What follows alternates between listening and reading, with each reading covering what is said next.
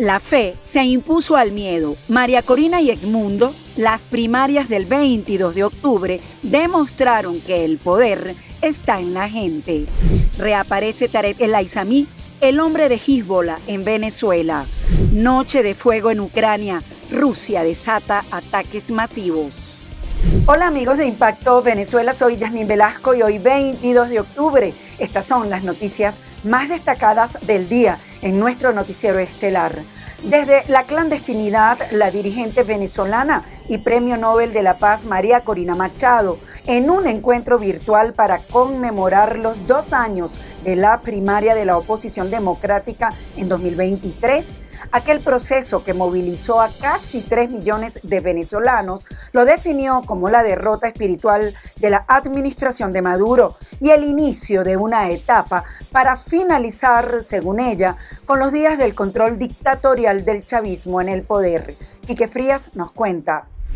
Les digo, la primaria fue la derrota espiritual del régimen. Estas palabras, entregadas por la líder política y Premio Nobel de la Paz María Corina Machado, representan la vigencia de un liderazgo que, a pesar de la censura y la represión, sigue marcando el pulso político en Venezuela. La dirigente reflexionó sobre el 22 de octubre de 2023, día de la primaria opositora, como el punto de inflexión que unió a millones de venezolanos en torno a la idea de cambio y esperanza, de soñar con un país democrático y con alternancia de sus autoridades. Casi 3 millones de venezolanos, 3 millones de venezolanos salieron a encontrarse. La primaria fue mucho más que un acto de coordinación política. Fue un hito de reafirmación. Otro fue un ejercicio de construcción enorme de confianza. Durante su intervención, también habló del significado del Premio Nobel de la Paz que recibió días atrás, un reconocimiento que, según dijo, trasciende lo personal y es un símbolo de la lucha colectiva de un país entero. Que cuando nos otorgaron este Premio Nobel a todos los venezolanos, a todos los venezolanos. Y esto es lo más bello. Todo el mundo salió a gritar, ¡ganamos! ¡Ganamos! En pluralísimo. Con un tono sereno pero firme, Machado aseguró que el país vive el tramo decisivo de su historia reciente. Entre la esperanza y la fe, afirmó que la etapa que comenzó aquel 22 de octubre está por concluir y que el sacrificio de los últimos años no ha sido en vano. Y ahora estamos en la fase final, en la fase resolutiva. No tengo duda que hemos llegado aquí gracias a ese hito que ha marcado la historia, la certeza y la emoción de que el final de esta etapa está cerca. Reportó para ustedes Quique Frías, Impacto Venezuela. Mientras la administración de Nicolás Maduro intenta proyectar estabilidad, reaparece la figura más peligrosa y silenciada del poder venezolano, Tarek El Aizami, acusado de narcoterrorismo y vínculos con Hezbollah. Su mención vuelve a la escena política como pieza clave en el engranaje secreto entre Caracas, Teherán y el crimen organizado internacional. El reporte con María José Prado. Vuelve a la escena uno de los hombres más temidos y silenciados del chavismo, Tarek El Aizami, el exministro de Petróleo acusado por narcoterrorismo y señalado como el gran enlace entre Venezuela, Irán y Hezbollah. Estados Unidos ofreció $10 millones por su captura, pero en Caracas su poder parece intacto. En 2020, pese a estar acusado por la justicia estadounidense, Maduro lo nombró ministro de Petróleo, una jugada que muchos interpretan como un pacto interno. El Aizami controla el dinero y Maduro el poder político. Su nombre aparece en reportes del Tesoro de Estados Unidos y el FBI como cerebro de una red que movía personas, dinero y drogas entre América Latina y Medio Oriente. Es además particularmente delicada la presencia o sea, tiene implicaciones muy graves la presencia y la participación política de El Aizami porque es una persona vinculada efectivamente a Hezbollah y a grupos terroristas y además grupos que, digamos, obedecen a una realidad política extrarregional. Entonces, son una interferencia y una presencia muy delicada para Venezuela. El Aizami trabajó junto a Ghazi Nasser al-Din, diplomático venezolano de origen libanés, acusado de financiar y reclutar para Hezbollah. Juntos habrían creado una operación de pasaportes falsos para ingresar a miles de iraníes y sirios al país. El coronel Vladimir Medrano Rengifo, ex jefe de migración, asegura que fue el Aizami quien dio la orden de permitir su entrada pese a las alertas de seguridad. Convierte a Venezuela en en una base de operaciones para el terrorismo de Hezbollah, lo cual es sumamente grave. Una de las acusaciones más graves que se ha hecho de el Aizami es justamente la de haber sido la cabeza de esta operación de relacionamiento del régimen venezolano con Hezbollah. Fue la persona encargada de, sobre todo en el momento en que ejerció como ministro del Interior, ordenaba la entrega de pasaportes a terroristas, pasaportes venezolanos a terroristas de Hezbollah. Según el Centro para una Sociedad Libre y Segura, el Aizami construyó un conducto criminal terrorista que facilitó el movimiento de fondos y militantes por la región. Su figura reaparece como símbolo del entramado oscuro entre el chavismo, el narcotráfico y el extremismo islámico, un poder silencioso que, lejos de desvanecerse, vuelve a respirar dentro del régimen venezolano. Con vínculos cada vez más fuertes con Líbano y Cuba, la administración de Maduro enfrenta la nueva estrategia antinarcóticos de Estados Unidos en el Mar Caribe, que incluye presencia operativa en Panamá, dos movimientos simultáneos que reconfiguran el escenario regional y aumentan la incertidumbre sobre el rumbo inmediato de Venezuela. Actos diplomáticos de rutina o señales de alineamiento ante un escenario más tenso. Nicolás Maduro recibió cartas credenciales de los embajadores de Líbano y de la dictadura cubana, además de sostener conversaciones sin contenidos divulgados. El chavismo refuerza así su eje político y de seguridad con sus aliados históricos.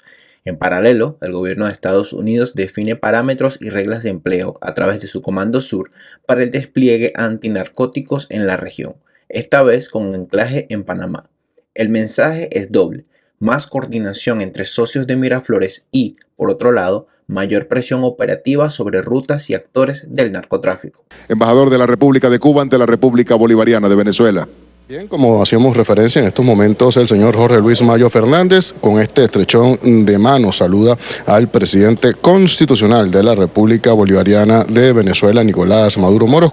Los líderes discutieron los esfuerzos recientes para expandir la colaboración continua con el Departamento de Estado, el Departamento de Guerra y los socios interinstitucionales para apoyar las prioridades del presidente Trump, de acuerdo con información del Comando Sur. Más que fotos protocolares, son señales. La diplomacia de Maduro busca respaldo en aliados predecibles. Por su parte, Washington busca capacidad de acción en un punto clave del continente. Estos gestos anticipan con quién cuenta cada parte y dónde se moverán los hilos. La pregunta ya no es si habrá presión, sino cómo se administrará para evitar que la población termine pagando el costo de una escalada bélica. Reportó para ustedes Quique Frías, Impacto Venezuela. Pasamos a revisar los comentarios que nos dejan sobre la pregunta del día de hoy. Maduro exhibe su guerra antinarco como símbolo de soberanía, mientras Estados Unidos la califica de fachada criminal. Pero, ¿qué pesa más? ¿La amenaza extranjera o la necesidad política interna de mostrar un enemigo? Te leemos. ¿Por qué no lo había hecho anteriormente o en años anteriores? Y encuentra esas pistas clandestinas tan fácil. Maduro, con su operativo antidrogas, está borrando evidencias. De lo que estoy seguro es que el peso que le está haciendo Estados Unidos es más fuerte que los enemigos internos. Crear un enemigo ficticio y quedar como los buenos o como mártires ha sido siempre una estrategia muy efectiva para el narcorrégimen. En el contexto de la presentación del balance del Consejo Nacional por la Soberanía y la Paz ante la Asamblea Nacional, el presidente del Parlamento, Jorge Rodríguez, hizo un llamado a los parlamentos del Caribe y América Latina a pronunciarse de forma unánime contra el despliegue militar de Estados Unidos en la región. la canciller de Colombia, Rosa Yolanda Villavicencio, sobre el despliegue de Estados Unidos en el Caribe. Está claro que la disputa es por el petróleo y quien tiene las reservas es Venezuela. El presidente del Parlamento chavista venezolano, Jorge Rodríguez, anunció que en los próximos días se celebrará en el país un encuentro de diputados del Caribe, ante lo que el oficialismo denuncia como una agresión de Estados Unidos, en referencia a su despliegue militar en esta región. Subrayó que no basta con proclamarse amante de la paz, sino que es necesario prepararse para defenderla. Aseguró que el Parlamento venezolano promoverá la unidad regional frente a cualquier intento de injerencia extranjera. Y qué decir de las traidoras y los traidores que afortunadamente de manera minúscula están pidiendo violencia, sangre, destrucción para nuestro país. De allí la necesidad de que este Consejo defienda a cada venezolana, a cada venezolano y a su derecho a vivir en paz. El encuentro parlamentario del Gran Caribe está previsto para que se realice en los próximos días y las diputadas y los diputados serán informados a los efectos de que tengan una participación importante en toda esa actividad. En el acto, la segunda vicepresidenta de la Asamblea Nacional, América Pérez, presentó el balance del Consejo Nacional por la Soberanía y la Paz, destacando su papel como un espacio de articulación política, social, económica y jurídica en defensa de la paz del país. Recordó que el Consejo fue instalado el pasado 16 de septiembre, impulsado por el presidente Nicolás Maduro, con la participación de diversas voces que abogan por la unión nacional. La amenaza que significa para la soberanía la presencia militar de manera desproporcionada, cuando ya hay cooperación y coordinación militar para la persecución de las bandas criminales internacionales. La canciller de Colombia, Rosa Yolanda Villavicencio, dijo en una entrevista que para Colombia está claro que la disputa es por el petróleo y que quien tiene las reservas es Venezuela, no es Colombia. Dijo también que el país colombiano estaría dispuesta a darle asilo a María Corina Machado en caso de que ella lo pidiera. Para Impacto Venezuela, Juliana Palmar.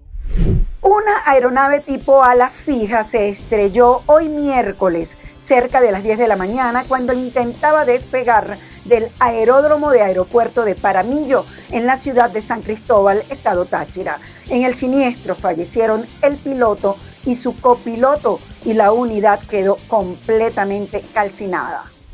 Un trágico accidente aéreo cobró la vida de 2 personas esta mañana en San Cristóbal, estado Táchira, cuando la avioneta YB 1443 perdió el control al despegar del aeropuerto de Paramillo y se estrelló, estallando en llamas. Las víctimas han sido identificadas como José Bortone y Juan Maldonado. Este suceso se suma a una serie de accidentes aéreos en Venezuela durante el año 2025. Según datos del Registro de Seguridad Aérea, al menos 3 grandes siniestros con víctimas mortales han sido reportados hasta ahora. Este siniestro ha movilizado a bomberos, protección civil y a la PNV, mientras la investigación está en marcha para esclarecer las causas exactas. Revisemos lo que es noticia en materia internacional según lo que destacan portales en la web. Comenzamos con Impacto Venezuela, que titula lo siguiente: muertos, incendios y apagones causa ataque a gran escala de Rusia contra Ucrania.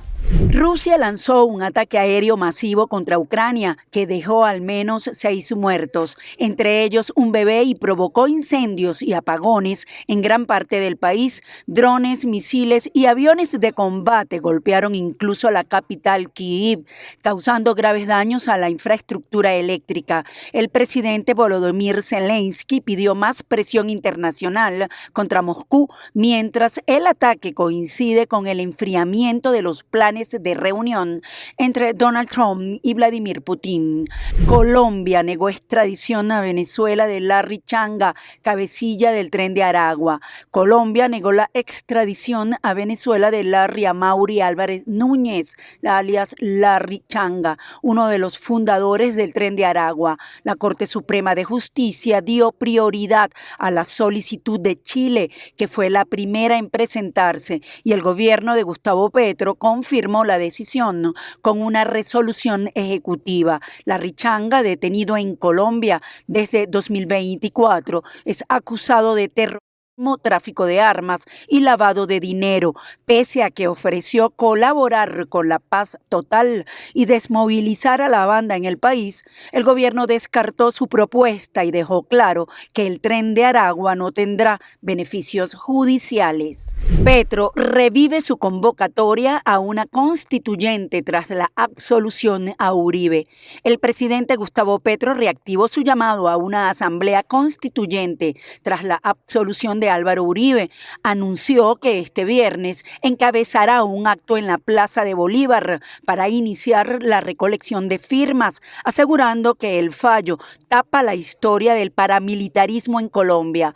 Petro también vinculó su convocatoria con la crisis diplomática con Estados Unidos, después de que Donald Trump lo acusara de promover el narcotráfico. Mientras sus aliados respaldan la movilización, la oposición lo acusa de usar el tema para ganar protagonismo político. Amigos, gracias por acompañarnos en este recorrido informativo. Nos vemos mañana en una nueva emisión estelar de Impacto Venezuela. Y como siempre les recuerdo seguirnos en nuestras redes sociales y canal de YouTube.